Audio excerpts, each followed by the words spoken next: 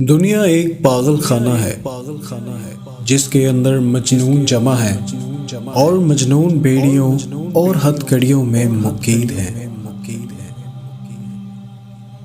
روز محشر بہت سی حسین صورتیں ہی جہنم کی آگ کا ایندھن بنے گی۔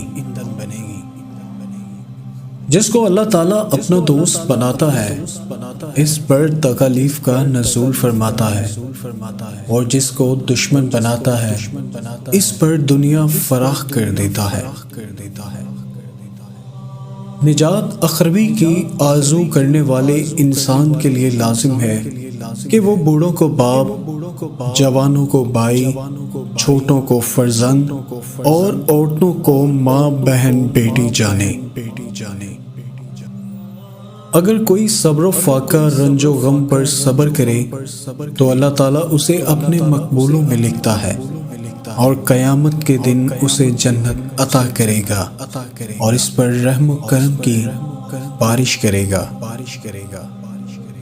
ایسی دنیا جو ذکر الہی اور فرائض شرعی کے انجام سے غافل ہو قابل مذمت ہے۔ بدقسمت ہے وہ جو رات کے پہلے حصے میں جاگا اور آخری شب سو گیا اور مغفرت کے دروازوں سے محروم ہو گیا۔ دل آزاری ایک بدترین گناہ ہے، اس سے ہمیشہ بچتے رہو۔ عالم رنگ و بو میں جتنی مخلوق ہے وہ سب آپس میں ایک برادری ہے۔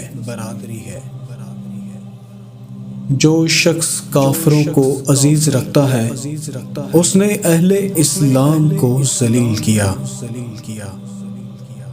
برے علماء وہ ہیں جو لوگوں سے عزت کے طالب رہتے ہیں۔